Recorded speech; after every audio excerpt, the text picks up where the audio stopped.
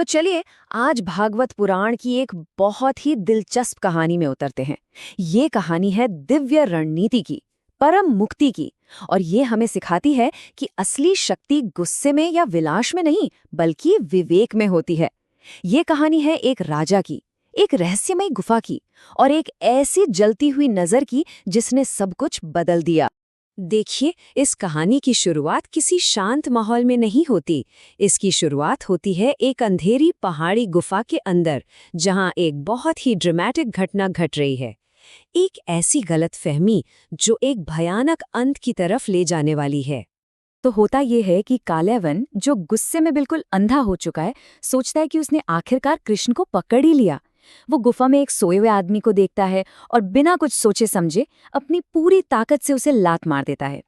उसे जरा भी अंदाजा नहीं है कि वो कितनी बड़ी गलती कर रहा है। और बस फिर जो हुआ वो किसी ने सोचा भी नहीं था। उस सोए हुए व्यक्ति ने जैसे ही आंखें खोली, उसकी एक ही नजर से काल्यावन वहीं के वहीं जलकर राख हो गया। लेकिन यहाँ एक बहुत बड़ा रहस्य है। वो व्यक्ति कृष्ण नहीं थे। तो सवाल ये उठता है कि आखिर ये रहस्यमयी व्यक्ति था कौन, जिसकी एक नज़र में इतनी जबरदस्त विनाशकारी शक्ति थी। इस रहस्य को सुलझाने के लिए हमें थोड़ा समय में पीछे जाना होगा और देखना होगा कि ये सब शुरू कहाँ से हुआ। ये सारी कहानी शुरू होती है मथुरा शहर के बाहर एक पीछा करने के सीन से, जहां भगवान कृष्ण एक ऐसी भूमिका निभा रहे थे जिसकी किसी ने उम्मीद नहीं की थी। काल्यावन को अपनी जीत का पूरा भरोसा है। वो निहत्थे कृष्ण का पीछा करता है, लेकिन कृष्ण हमेशा उसकी पहुंच से बस थोड़ा सा ही आगे रहते हैं, जैसे कोई परछाई हो जो हाथ ही नहीं आ रही।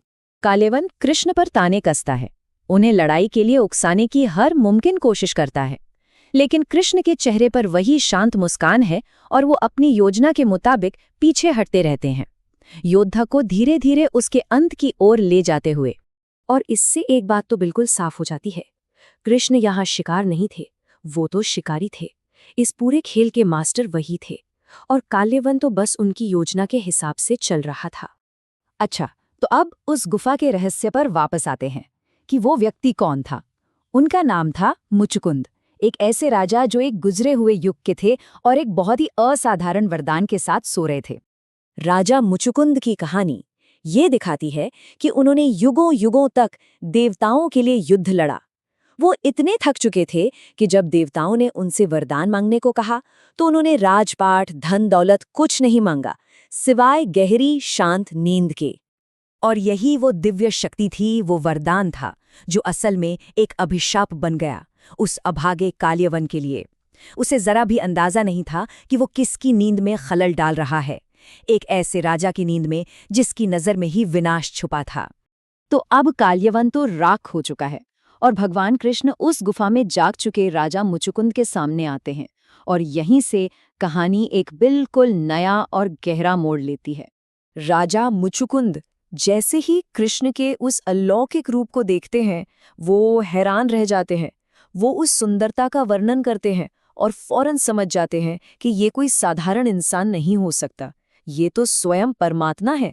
यहाँ एक बहुत ही गहरा कॉन्ट्रास्ट है। एक तरफ एक राजा जो समय के चक्र में खो गया है, और दूसरी तरफ है वो भगवान जो समय से परे हैं, अनंत हैं। और ये मुलाकात राजा मुचुकुंद के जीवन को हमेशा के लिए बदलने वाली थी। राजा मुचुकुंद की गहरी भक्ति को देखकर भगवान कृष्ण उनके सामने एक ऐसा प्रस्ताव रखते हैं जो शायद ही किसी इंसान को कभी मिला हो। सोचिए, कृष्ण राजा को ब्रह्मांड में कुछ भी मांगने को कहते हैं, कोई भी शक्ति, कोई भी धन, कोई भी राज्य जिसकी वो कल्पना भी कर सके। ये एक ऐसा प्रस्ताव था जिसे शायद ही कोई राजा ठुकरा पाता। लेकिन राजा मुचुकुंद का जो जवाब था, वो इस पूरी कहानी का, इस पूरे प्रसंग का सार है।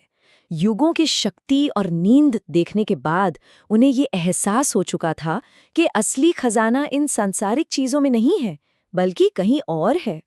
अब वो ये बात अच्छी तरह से समझ चुके थे कि दुनिया का कोई भी इनाम, कोई भी वरदान एक जाल है, एक पल का सुख जो आखिर में दुख की तरफ ही ले जाता है, और इसीलिए वो इन सबको ठुकरा देते हैं।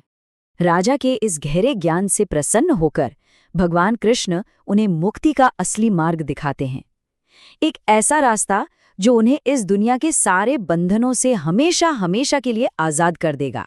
तो यहाँ ये समझना बहुत जरूरी है कि मुक्ति कोई ऐसी चीज नहीं जो बस मिल जाती है। ये एक रास्ता है जिस पर भक्ति और आत्मशुद्धि के साथ चलना पड़ता है। और कृष्ण मुचुकुंद को यही सिखाते हैं। राजा मुचुकुंद की कहानी दुनियावी शक्ति और आध्यात्मिक दौलत के बीच का फर्क बताती है। ये एक बहुत बड़ा सबक है जो हमें ये सोचने पर मजबूर करता है कि हम असल में जीवन में चाहते क्या हैं। तो ये कहानी हमें एक बहुत बड़े सवाल के साथ छोड़ जाती है। क्या असली आज़ादी सबसे बड़ी ताकत को भी छोड़ देने में है? ये कथा बताती है कि आखिरी और सबसे बड़ा वरदान अपने दुश्मनों को खत्म करने की शक्ति नहीं, बल्कि वो ज्ञान है जिससे मन में सेवा और भक्ति के सिवा और कोई इच्छा ही न रहे।